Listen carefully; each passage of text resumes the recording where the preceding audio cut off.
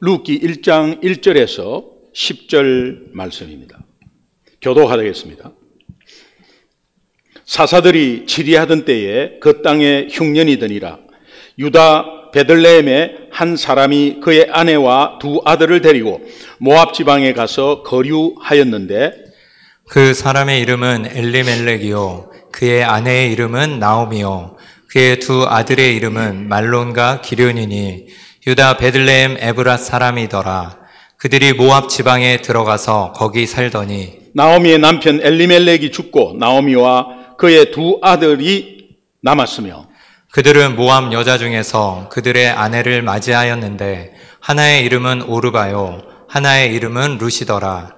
그들이 거기에 거주한 지 10년쯤에 말론과 기륜 두 사람이 다 죽고 그 여인은 두 아들과 남편의 뒤에 남았더라.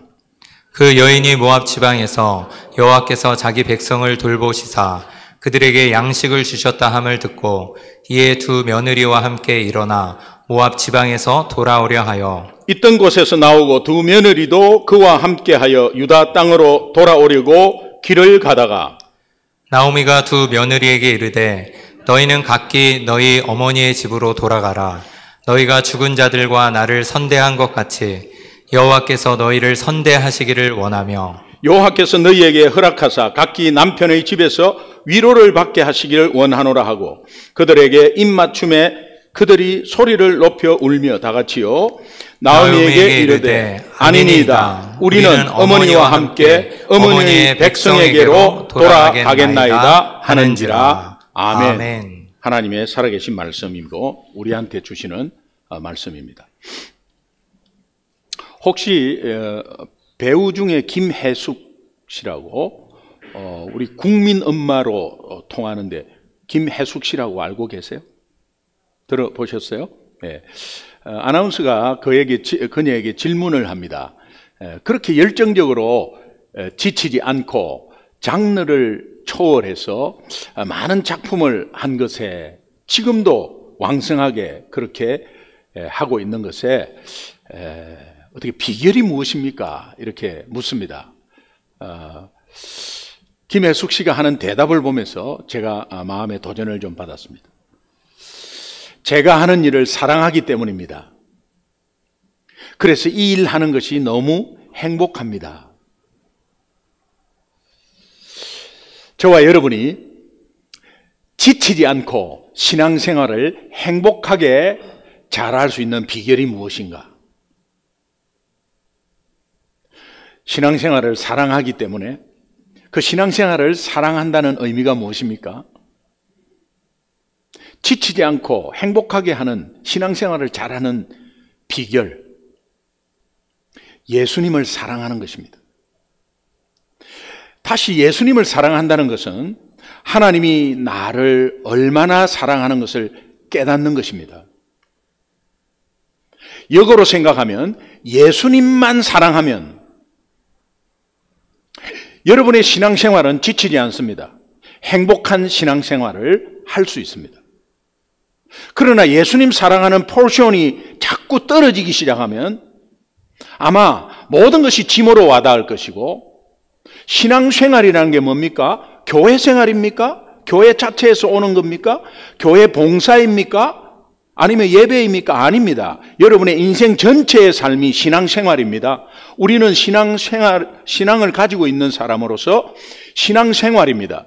그렇다면 이 신앙생활은 나머지 이단들도 다른 종교들도 신앙생활이라고 합니다. 저와 여러분의 신앙생활 행복하고 지치지 않으려면 예수님 사랑하는 게 비결입니다. 2025년 예수님만 사랑하고 지치지 않고 행복한 신앙생활 되기를 주님의 이름으로 축원합니다. 지난주 우리는 신년 금식 기도회 3일을 가졌습니다. 신약 성경을 통독하고 함께 올라간 분들이 참으로 은혜가 넘쳤습니다. 여러분을 대신해서 제가 그분들한테 이렇게 말씀드렸습니다. 여러분은 대표 선수들입니다. 우리 공동체를 대표해서 기도원에 올라온 대표 선수들입니다. 여러분 개인 기도보다는 우리 공동체를 위한 기도를 많이 했으면 좋겠습니다. 사정상 올라오지 못한 분들을 위해서 우리가 기도하는 것입니다. 그렇게 말씀드렸고, 담임 목사인 저도 금식기도 내내 모든 성도들이 2025년도에는 광야가 아름다운 밭이 되고 숲이 되기를 하나님께 간절히 기도드렸습니다.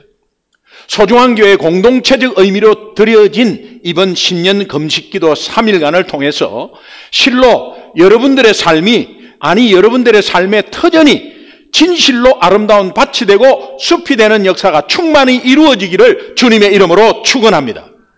2025년 우리 소중한 교회에 하나님께서 주신 표 따라합시다. 광야가 아름다운 밭이 되고 숲이 되리라.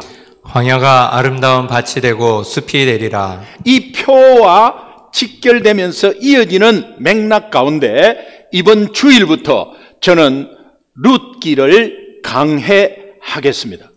룻기를 중심으로 여러분과 은혜를 나누려고 합니다. 왜냐하면 룻기는 몰락한 한 가정이 어떻게 일어나서 소출이 풍성한 아름다운 밭이 되고 또 남을 살리고 회복시키는 숲이 되는지를 알려주는 소중한 성경이에요. 또한 룻기는 사사기와 사무엘을 이어주는 조인터 역할을 합니다.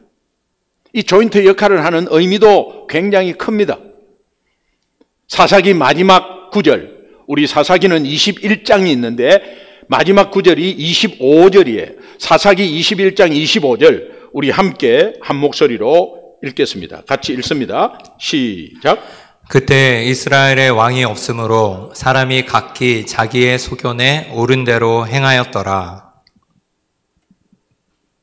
사사시대의 상황이 어떤 상황인지를 우리가 짐작할 수 있는 사사기의 핵심 구절입니다.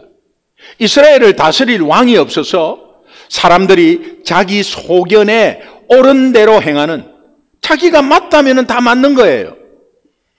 그러니 무법천지가 되어버린 시대. 이것은 단지 겉으로 나타난 현상이었습니다. 실제로는 하나님이 세우신 신정국가 이스라엘을 실제로 다스릴 하나님의 사람이 없다는 것이 문제였습니다. 보이는 하나님의 사람이 있어야 하나님은 그 사람에게 말씀을 주고 그 말씀이 이스라엘 백성들에게 대언할 이런 상황이 안 오는 거예요. 하나님은 영이시니까 안 보입니다. 얘들아 내 말을 들으라 이렇게 하지 않습니다.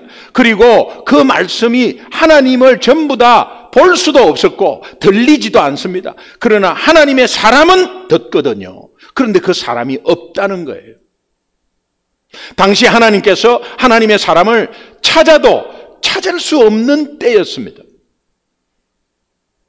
다시 말하면 하나님의 말씀을 줄 만한 사람이 없었습니다. 그래서 하나님은 그 하나님의 사람을, 말씀을 받을 하나님의 사람을 찾고 계셨습니다. 이때 한나가 나타나는 거예요. 한나는 아이가 없었어요. 아이 달라고 기도하다가 그 속에서 기도하는 가운데 성령께서 깨닫게 해주신 것이 있어요. 그 깨닫게 해주신 것이 뭐냐? 하나님이 하나님의 사람을 찾고 있구나. 나는 아이 달라고 기도한, 이 아이 달라고 기도한 거는 아무것도 아니었구나. 하나님이 이 시대에 필요한 하나님의 사람을 찾고 있구나. 그렇다면 하나님, 저에게 아이를 주시면 그 하나님이 찾으시는 하나님의 사람으로 드릴게요 라고 한 것입니다. 하나님이 그것을 들으시고 이 사무엘을 낳게 하셨어. 그 사무엘을 선택하고 그로 하여금 장차 이스라엘 왕이 될 다윗에게 기름을 붓게 하십니다.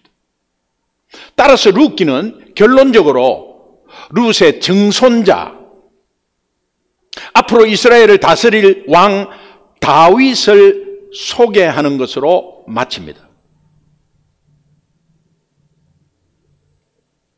룻기는 나오미 가정의 이야기, 몰락한 가정의 이야기지만 그 몰락한 것이 결국은 어떻게 세워져 가지고 어떤 의미에서 다 다윗이 사무엘상에 곧 나타나니 다윗이 갑자기 나타난 게 아니라는 사실을 이 다윗의 혈통을 통해서, 그래서 이 다윗의 혈통을 통해서 모든 인류를 구원하고 다스릴 만왕의 왕 예수 그리스도가 이 혈통에서 나온다. 따라서 룻기를 살리고 회복시키는 구속사적 관점에서 바라볼 수 있어야 합니다. 이런 맥락에서 룻기는 2025년 우리 교회 표에 걸맞는 삶의 여정을 기록한 말씀이니, 여러분이 룻이 됐다가 나오미가 됐다가 여러분이 보아스가 됐다가 여러분이 나중에 여러분의 가문이 귀한 생명 살리는 가문, 아름다운 밭이 되고 숲이 되는 귀한 역사가 일어나기를 바랍니다. 다시 말하면 룻기는 혼탁한 사사시대에 몰락한 한 가정이 어떻게 하나님의 은혜로 아름다운 밭이 되고 숲이 되는가의 여정 이야기이기 때문에 이것이 그것으로 끝나는 것이 아니라 하나님이 그것을 통해서, 그 이야기를 통해서 나의 이야기로 받아들여서 이 나의 어떠한 어려운 가운데서 또 광야의 어떤 영역이 어떻게 변화되면서 올 한 해를 하나님이 인도하는 것을 여러분이 잘 경험하셨으면 좋겠습니다. 그런 의미에서 1절을 한번 함께 읽겠습니다. 룻기 1장 1절입니다. 시작. 사사들이 치리하던 때에 그 땅에 흉년이 드니라. 유대 베들레헴의 한 사람이 그의 아내와 두 아들을 데리고 모압 지방에 가서 거류하였는데, 자, 성경은 역사적인 기록 배경을 항상 말하는데, 예를 들어서 여호수아서 같은 경우에는 그 기록 배경을 밝히기 위해서 여호수아서 1장 1절에 보면 여호와의 종 모세가 죽은 후에 이렇게 시작합니다. 룻기 역시 그 기록 배경을 알리기 위해서 사사들이 치리하던 때에 이렇게 시작합니다. 이 역사적인 배경을 밝히고 있는 것입니다. 이렇게 배경을 밝히는 의미는 룻기는 허구가 아니고 지어낸 소설이 아니다. 역사적 진실에 근거해서 실제 있었던 사건을 구속사적 중심으로 기록된 성경이다라는 것을 말하고 싶은 겁니다. 그 땅에 흉년이 드니라. 이거는 실제로 있었던 역사적인 사건이에요. 흉년이 드는데 성경에 나타나는 거론하는 흉년 대부분은 하나님의 징벌의 결과입니다. 언약의 땅 가나안에서 이스라엘이 하나님의 뜻에 순종하여 살기만 하면 풍성한 소출이 약속된다. 그러나 하나님의 말씀을 불순종하고 우상을 섬긴다면 징벌로 그 하나님이 그 땅에, 그 삶에 흉년이 임하게 된다. 이렇게 말씀합니다. 따라서 본문에 나오는 흉년도 이스라엘의 불순종과 우상 숭배로 인한 하나님의 징벌의 결과였습니다. 모압 지방에 가서 거류하였다고 했습니다. 이 가족이 하나님께서 주신 약속의 땅을 떠난 것이 1차적으로 잘못된 것입니다. 아브라함은 내가 지시할 땅으로 가라 해서 지시할 땅으로 갔습니다. 가보니까 기근이 왔습니다. 흉년이 왔습니다. 하나님이 가라는 땅에 왔는데 왜 흉년이 왔냐 하면서 다른 데로 옮기는 순간 아브라함은 고생을 직살나게 해버려요. 근데 왜 하나님이 간 땅에 엄청난 풍성한 소출이 있어야 되는데 왜 기근이 오느냐? 그것은 하나님이 우리를 훈련시키면서 그 기근 속에서도 우리의 인내를 바라보면서 하나님이 굉장한, 왜? 아브라함은 굉장한 믿음의 아버지가 돼야 되거든. 여러분 자신들은 여러분 가문들이 믿음의 가문이 돼야 되거든. 레위기에서 하나님께서 주신 기업의 땅은 반드시 지켜라. 본문 4절을 보니까 그들은 이 약속의 땅을 떠나서 모압으로 갔는데 무려 10년을 거주하고 있었어요. 이 의미는 단순 피신이 아니다. 이 피신이. 모압 땅에서 그들이 큰 고초를 겪게 됩니다. 룻기 1장 2절, 3절, 4절, 5절 우리 차근차근히 함께 한번 같이 한 목소리로 읽겠습니다. 2절부터 시작. 그 사람의 이름은 엘리멜렉이요 그의 아내의 이름은 나오미요 그의 두 아들의 이름은 말론과 기럐이니 유다 베들레헴 에브랏 사람들이어더라. 그들이 모압 지방에 들어가서 거기 살더니 나오미의 남편 엘리멜렉이 죽고 나오미와 그의 두 아들이 남았으며 그들은 모압 여자 중에서 그들의 아내를 맞이하였는데 하나의 이름은 오르바요 하나의 이름은 룻이더라. 그들이 거기에 거주한 지 10년쯤에 말론과 기럐 두 사람이 다 죽고 그 여인은 두 아들과 남편의 뒤에 남았더라. 네. 저는 이 2절에서 5절 말씀을 읽으면서 하나님의 음성이 이렇게 요약돼서 저에게 들려왔어요. 여러분도 다 해당되는 말씀이라고 믿고 이렇게 요약을 해봤어요. 너희의 삶에 영육 간의 흉년이 왔을 때 그 상황을 불평하고 사랑과 하나님을 원망하지 말고 그 탓하지 말고 너희 삶 속에 존재하고 있는 우상 숭배가 무엇인지 내가 불순종하고 있는 것은 없는지 돌아보고 그것을 제거하는 기회로 삼아라. 그 말씀으로 들렸습니다. 본문 5절 마지막에서 그 여인은 두 아들과 남편의 뒤에 남았더라. 남편도 세상을 떠났습니다. 두 아들도 세상을 떠났습니다. 당시 여자들을 천대시하는 관습을 감안한다면 타국에서 그것도 다른 나라에서 다 잃어버리고 연약하고 가난하고 그것도 남편 잃고 두 아들마저 잃어버린 혼자 된 노년의 여인 무슨 희망이 있겠어요? 한번 상상해 보십시오. 그 인생 아무것도 의지할 수 없는 비참한 광야가 되어버린 것입니다. 게다가 남편을 잃은 두 며느리 오르바, 룻과 같이 함께 살고 있는 거예요. 이런 처지는 누가 보더라도 그 삶이 메마르고 너무 척박하고 황폐한 광야임에 틀림없습니다. 이런 상황에서 시어머니 나오미는 충분히 하나님을 원망하고 충분히 낙심절망하고 그러면서 오히려 자포자기해버릴 텐데 이 나오미가 원망한 적이 하나도 없고 낙심하지 않고 자기가 언약의 땅을 쉽게 떠나온 것에 대해서 깊이 회개하기 시작했습니다. 나오미는 오직 위로자 되시고 공급자 되시고 구원자 되신 하나님만을 의지할 수밖에 없었습니다. 아무것도 지푸라기 하나 잡는 그 심정이었습니다. 저는 이 심정을 똑같지는 않지만 제가 예수 믿지 않을 때에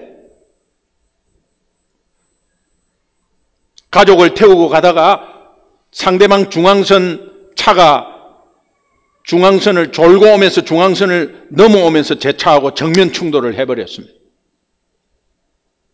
차에 불이 붙고 엄청난 사고 속에서 가족들은 병원으로 다 옮겼습니다. 저는 예수 믿지 않았어요. 근데 제에게 이런 어려움이 상상할 수 없는 어려움이 왔습니다. 그 전에는 나만 믿고 따라와. 나만 믿고 따라와. 나는 성실하게 남에게 절대 피해 끼치지 않고 잘 살 수 있어. 나만 믿고 따라와라고 큰 소리 쳤습니다. 나만 믿고 너만 믿고 따라왔더니 이렇게 돼버렸어요. 아, 이거 인생은 나만 잘하면 되는 게 아니구나. 연관이 다 되어 있고 옆에 있는 사람이 잘못하면 도미노로 다 같이 넘어지는구나. 그때 알았고요. 그러면서 이제 제가 하나님이 제 아내가 예수를 믿는데 이렇게 할 수 있습니까? 왜 우리 가족에게 하나도 차 엄청나게 다른 차도 많은데 왜 내한테 이렇게 하십니까? 라고 원망할 수 있었는데 그때 아무것도 할 수 없는 내 상황 속에서 내 아내가 믿는 하나님이 살아계신다면 하는 마음이 왔어요. 그러면서 하나님께 매달렸어요.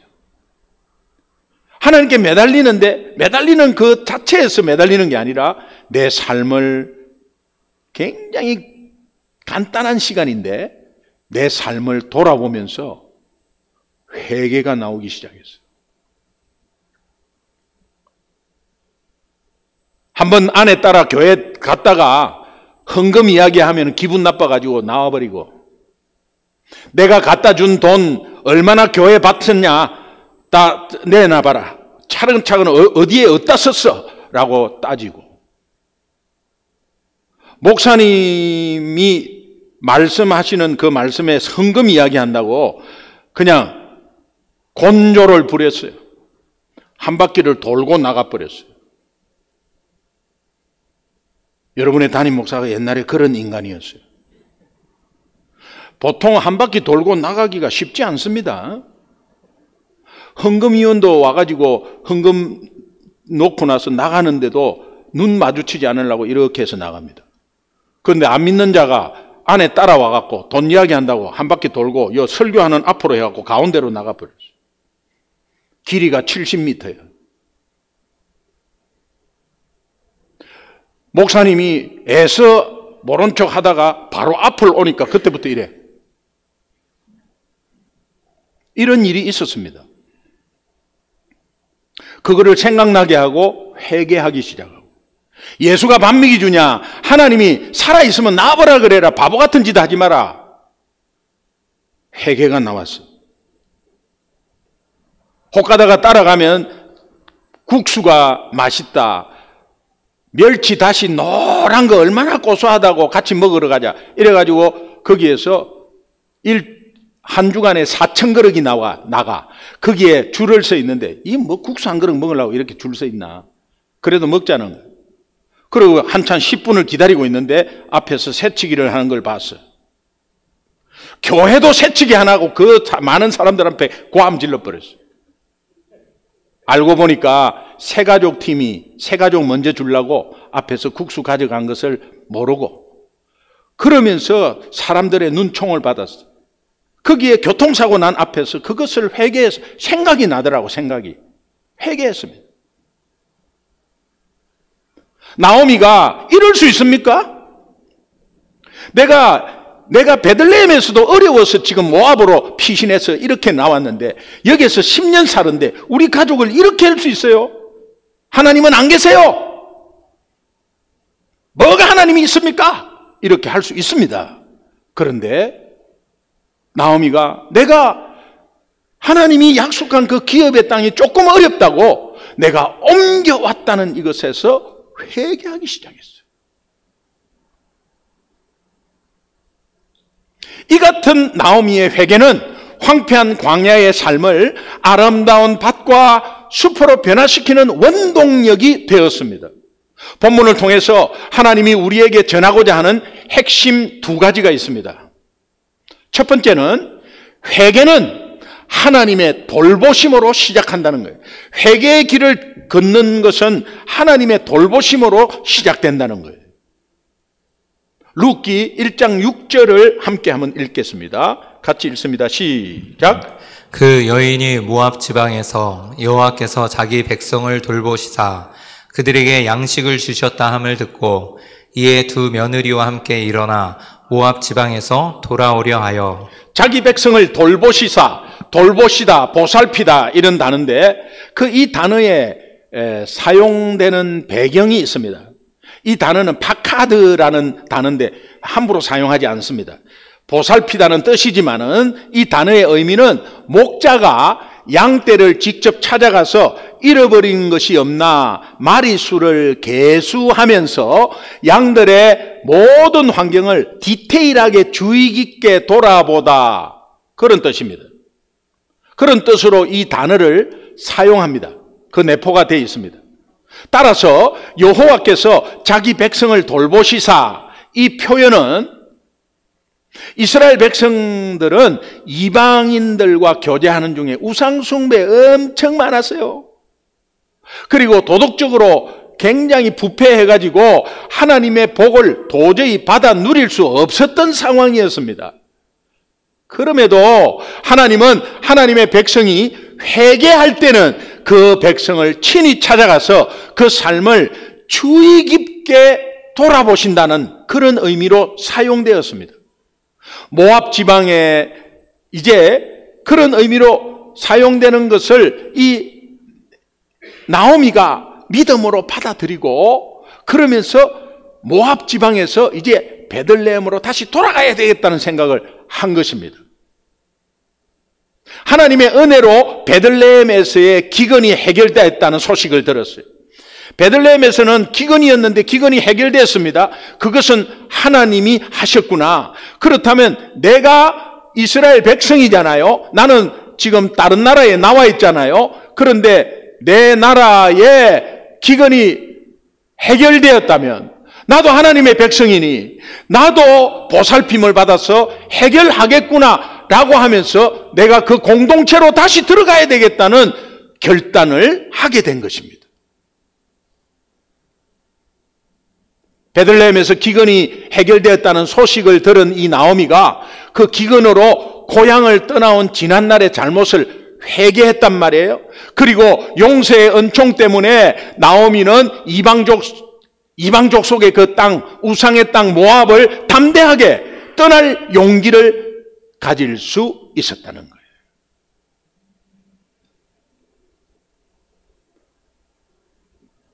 적용이 어떻게 되죠? 여러분이 어떤 어려움에 당했을 때, 그때 저는 그런 분들을 많이 보았습니다. 어려움을 당했을 때 그때 이거 왜 이러지? 라고 하는 것이 아니라 하나님이 부르시는 음성인가? 그렇게 생각하면 그때부터 풀려. 그러면서 교회에 7년을 쉬었다가 다시 오는 분도 있고, 팬데믹이 나서 영상으로 예배 보다가 다 이제는 흐트러지고 자세 흐트러지고 막 파자마 바람으로 예배 드리고 이러다가 그냥 안 드려. 그러다가 안 나오다가 이제 무슨 일 뻥 터지는 순간에 더 꼬꾸라지는 것이 아니라 그것 때문에 나와서 회복된 자가 있습니다. 그런 의미로 적용하면 돼요. 나오미가 큰 문제 가운데서 떠나온 것에 대해서 회개하고 다시 돌아가야 되겠다고 그렇게 용기를 얻을 수 있는 것은 그 전에 회개가 있었다는 거예요. 이처럼 우리는 회복의 길로 접어드는 첫 출발조차도 하나님의 용서와 보살핌이 없이는 절대 할 수 없는 일입니다.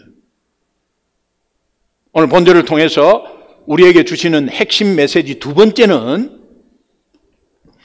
헤세드라는 단어가 나오는데 그 헤세드의 마음이 회복을 이루어냅니다. 이 헤세드가 성경에 지금 본문은 선대라고 되어 있는데 이 하나님의 은혜입니다.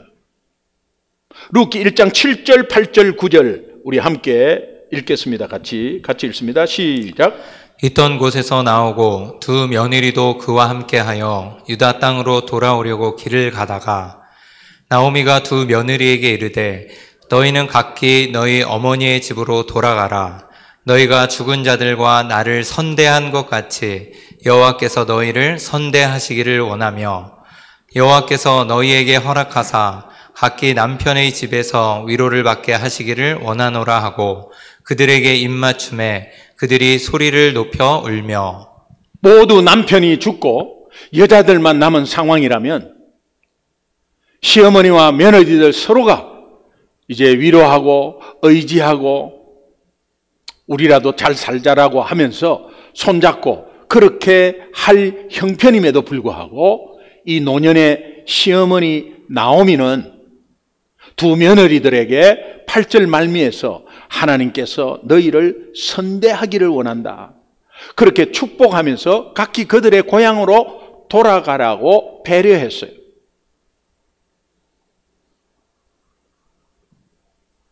그러나 그 전에 나오미, 시어머니 나오미와 며느리 룻 간에 서로를 향한 선대가 있었습니다.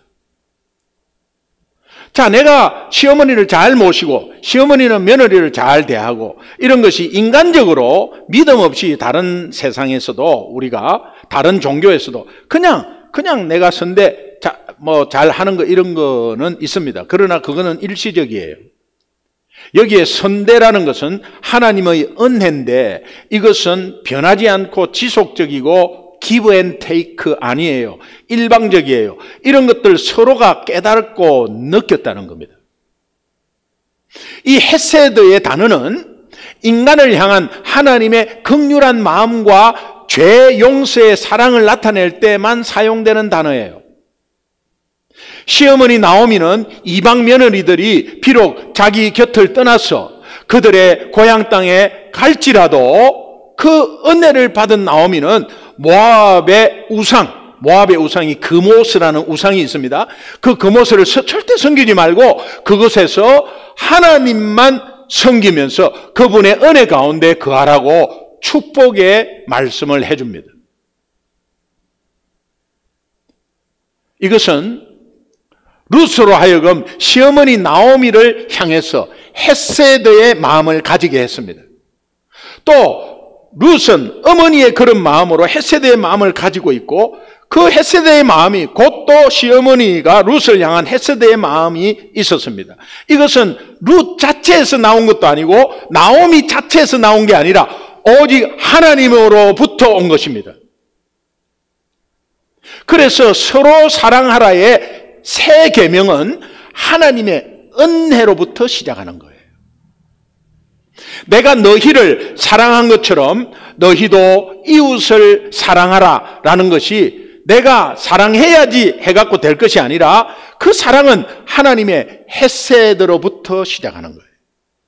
그것이 알면 내가 수도꼭지 틀듯이 그래 나도 이웃을 저 헤세드로 해야지 그렇게 해야 됩니다. 그 헤세드 하나님의 은혜 그 사랑이 어떤 사랑이냐 따라합시다. 영혼사랑 이웃사랑 영혼사랑이에요. 하나님 사랑 영혼사랑이에요. 이 하나님의 사랑은 곧 우리에게 주신 영혼사랑의 헤세드예요. 본문의 헤세드는 시어머니와 며느리 간의 관계를 회복시켰어요. 나와 시어머니의 관계를 회복시켰다는 것은 저 며느리가 하나님과의 관계가 회복된 거와 또 시어머니가 하나님과의 관계가 회복된 거가 그저 연결이 되어 있다는 거예요. 헤세드는 하나님이 우리에게 주신 은혜예요. 그런데 이것이 인간적인 관계에서 지금 선대라는 헤세드 단어를 쓴 것은 자기네들끼리 뭐 이렇게 베풀고 한 것이 아니라는 것을 우리가 알아야 한다는 거예요. 그러면 내 힘으로 할 수가 없고 하나님이 은혜로 그냥 이웃에게 그냥 전달한 것밖에는 없는 거예요.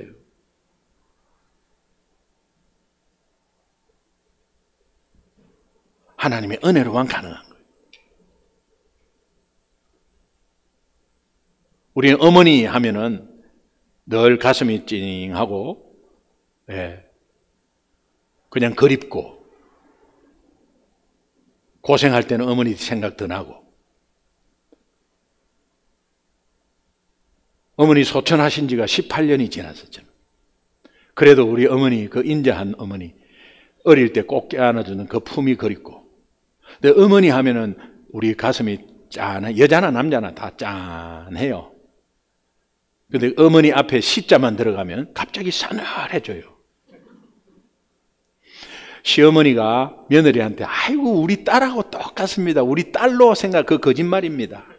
그냥 그런 마음으로 하겠다는 의미인데 딸하고 똑같지 않습니다.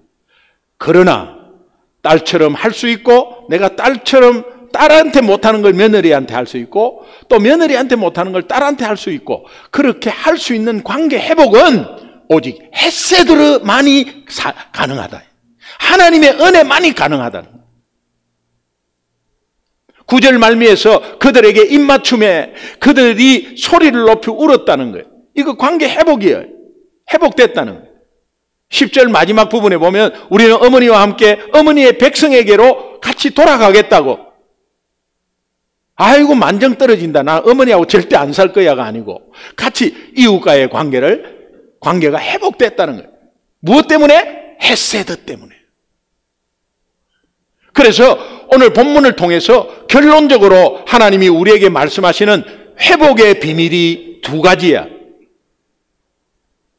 첫 번째는 모든 상황은 이 수평적인 관계에서 이 세상에서 눈으로 보이는 이루어지는 관계, 이 모든 상황들은 하나님이 나를 돌보신다고 연결시키면 맞아.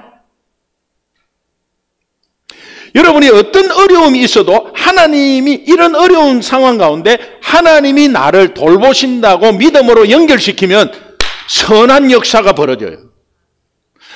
내가 원하는 것을 못한다 하면 하나님이 나를 돌보신다고 연결시키면 현실은 내가 원하는 것이 안 왔어요. 그러면 더 좋은 것으로 역사하시겠지가 딱 들어와요.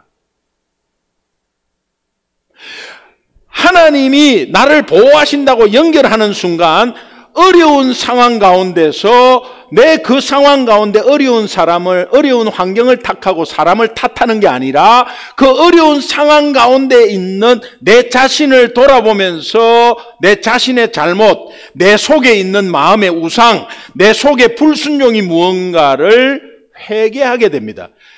하나님이 이 어려운 상황을 주신 것에 하나님이 보호하신다고 연결시키면 회개가 나온다. 여러분 모든 상황을 하나님 관점에서 바라보는 것과 똑같습니다. 그래서 이 나오미가 그 눈을 바라보면서 모든 상황, 어떤 상황이라도 하나님이 나를 돌보신다고 연결시켰기 때문에 결국 그 가문이 예수 그리스도의 가문이 되어버린 거예요. 나오미의 모압에서의 삶은 굉장히 황폐한 광야 그 자체였어요. 그리고 들려오는 소식, 베들레헴이 더 이상 흉년으로 고통받는 땅이 아니고 회복이 일어났다는 그 소식을 들으면서 이때 나오미는 하나님이 나를 돌보신다고 연결시켰습니다. 그리고 그녀는 결단했습니다. 베들레헴 다시 돌아가자. 나오미는 자신의 삶의 상황을 여호와께서 나를 돌보신다고 연결시켰습니다. 이 연결은 결단으로 이어졌고 곧바로 실천으로 옮겨왔습니다. 7절 보면 있던 곳에서 나오고 두 며느리도 그와 함께하여 유다 땅으로 돌아오려고 길을 갔다. 신앙생활에서 현재 나의 가장 큰 취약점이 무언가 한번 여러분 스스로 한번 질문해 보실래요? 지금 여러분 스스로 한번 질문해 보세요. 내 신앙생활은 교회생활뿐만이 아닙니다. 내 전체 내가 하고 있는 일 이런 것도 다 신앙생활이죠. 신앙생활 가운데 직장생활이에요. 그러니까 그 생활에 나의 인생의 삶의 전체에서 현재 내가 가장 큰 취약점이 무엇입니까? 한번 질문해 보세요. 저는 가장 많이 포션이 있다고 저는 확신하는데 내가 하나님 앞에서 한 결단을 즉시 실천으로 옮기지 못한 것이 취약점입니다. 저에게도 있습니다. 나의 가장 큰 취약점은 실천으로 옮기지 못하는 거예요. 말씀의 즉각 순종은 굉장히 순수한 믿음이고 말씀의 즉각적인 순종은 파워 중에 파워예요. 말씀 자체에 성령의 역사가 있기 때문에 아멘 하고 그 말씀으로 내가 상황이 안 돼, 하기 싫어, 그래도 그 말씀을 받았으면 그냥 실천으로 옮겨버리면 파워, 엄청난 하나님의 역사가 삶에 일어나. 이러면 이제 안 되지. 이제는 그렇게 살지 말아야지. 이제 이번 주부터는 큐티 꼭 해야지. 2025년도에는 큐티 꼭 해야지. 그래, 맞아. 매주 한 번은 내가 새벽 기도 정도는 한번 나와 봐야지. 예배 시간에 지각하는 거는 습관이야. 올해부터는 내가 5분 전에 딱 나와서 내가 기도해야지. 우리 이 결단 많이 합니다. 결단을 가짜로 한 거는 아닙니다. 그때 맞습니다. 진실입니다. 그러나 그 결단이 그 결단에 따른 즉각적인 실천이 어느 정도 되었냐는 것을 여러분 한번 돌아보시면 여러분 삶의 신앙생활에 아마 굉장히 큰 취약점일 겁니다. 요한복음 5장에 나오는 베데스다 목가에 38년 된 병자, 38년 동안 거기에 물이 동할 때 들어가려고 해도 누가 데려다 줘야지 저가 들어가기가 바쁜데 나으려고. 예수님이 그 38년 된 병자에게 이렇게 묻습니다. Do you want to get well? Do you want to get well? 네가 낫기를 원하느냐? 네가 낫기를 원하느냐? 그때 38년 된 병자가 보시다시피 아시다시피 내가 어떻게 걸을 수 있겠습니까? 이 몸으로. 제가 어떻게 자리를 들을 수 있겠어요? 제가 어떻게 저 물까지 갈 수 있겠어요? 걸어갈 수 있겠어요? 저는 못해요. 그래서 저를 좀 잡아주시고 들어서 좀 갖다 주세요 라고 해야 될 거 아니에요. 그러면 역사는 일어나지 않는다는 거예요. 그런데 그 말씀에서는 네 자리를 들고 일어나서 걸어가라. 내 자리를 내가 일어나서 네 자리를 들고 일어나서 일어나야지 하니까 일어났고 자리를 들어야 들었고 걸어갔습니다. 그냥 걸어가야지 할 때 걸어갔습니다. 그 사람의 힘이 아닙니다. 말씀에 심플하게 아멘하고 즉시 실천하면 엄청난 기적이 일어납니다. 믿으시면 아멘. 그래, 일어나자, 자리를 들자, 걸어보자. 그가 곧 나아서 자리를 들고 걸어가니라. 이 회복이 여러분들 가정에, 여러분들 기업에, 여러분들 자신에게 일어나기를 주님의 이름으로 축원합니다.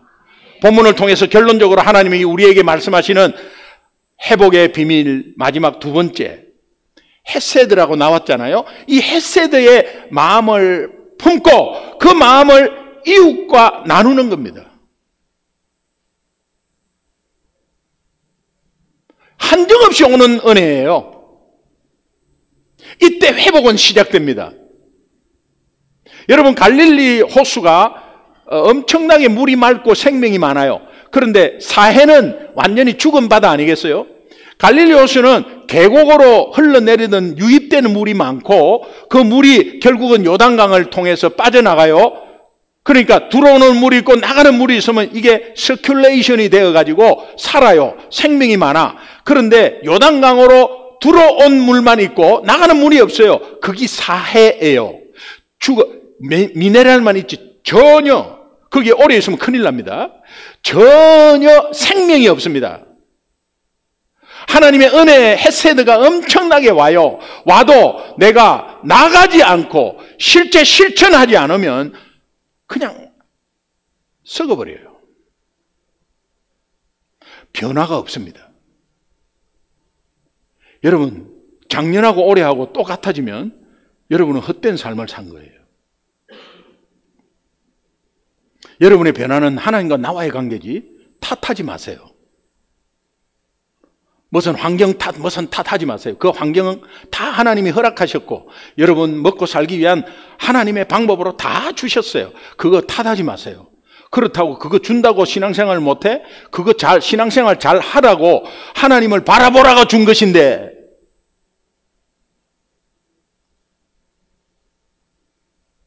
회복이 언제 시작되느냐예요. 시어머니 나오미를 향한 룻의 헤세드의 마음, 또한 며느리 룻을 향한 시어머니의 헤세드의 마음 서로 상통합니다. 그리고 둘은 회복됩니다. 그게 헤세드라는 거예요. 수직적으로 내려온. 둘 다 하나님이 주신 헤세드예요.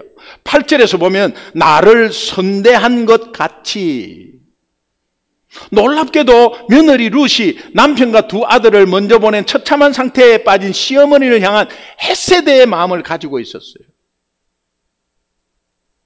내가 너희를 사랑한 것 같이 너희도 이웃을 사랑하라. 내가 너희를 사랑한 것 같이 내가 너희에게 헤세드를 주었지. 그 헤세드를 네가 통로가 되어서 이웃으로 헤세드를 행하라. 기브 앤 테이크. 내가 조금 베풀고 나서 저 인간은 어떻게 저럴 수 있지? 내가 그동안에 지한테 얼마나 잘해줬는데 이거 헤세드 아니에요. 그러면 그만두는 거예요. 그러나 끊임없이 하나님은 계속해서 헤세드를 내려보내주고 있고 그것을 깨닫기만 하면 내가 헤세드만 베풀면 돼요. 이방 여인 룻의 헤세드는 분명 믿음의 시어머니 나오미로부터 영향을 받았을 거예요. 여러분은 이미 예수 믿고 하나님의 헤세드를 소유하고 있는 분입니다. 믿으시면 아멘. 그렇다면 부모님을 향한 헤세드가 있습니까? 여러분의 힘이 아니에요. 아내를 향한 헤세드가 있냐고요? 남편을 향한 헤세드가 있냐고요? 자녀를 향한 헤세드가 있냐고요? 교회 지체를 향한 헤세드가 있냐고요? 순원을 향한 헤세드가 있습니까? 순장을 향한 헤세드가 있냐고요? 믿음의 연륜, 직분 관계 없습니다. 헤세드의 마음을 가지고 있는 것은 예수 믿는 사람들이에요. 이 헤세드의 마음의 원천은 하나님이 예수 그리스도를 통해서 주신 구원의 은혜입니다. 그렇다면 이 은혜를 다 가지고 있는 저와 여러분은 서로가 서로에게 헤세드의 마음을 가지고 행동하고 서로가 서로에게 헤세드의 마음을 가지고 진심 어린 말로 립서비가 아닌 진심 어린 말로 표현을 해야 되는 거야. 헤세드의 마음은 이웃과 나눌 때에 상방의 회복은 시작되고 그 삶은 파워로 이어지는 거야. 며느리의 룻이 시어머니 나오미를 향해서 긍휼히 여기는 헤세드의 마음이 결국은 시어머니와 함께 베들레헴으로 가게 되는 원동력이 되었다는 거예요. 다시 회복된 원동력이에요. 우리는 이 헤세드를 통해서 일어난 회복은 생각지도 못한 엄청난 역사가 이어집니다. 그것은 이 이방 여인의 룻의 계보를 통해서 정손자 다윗이 나오게 되고 그 다윗의 계보를 통해서 예수 그리스도가 나오는 영광의 축복이 그 가문에 있게 되는 거예요. 비록 룻은 모압의 이방 여인이었습니다.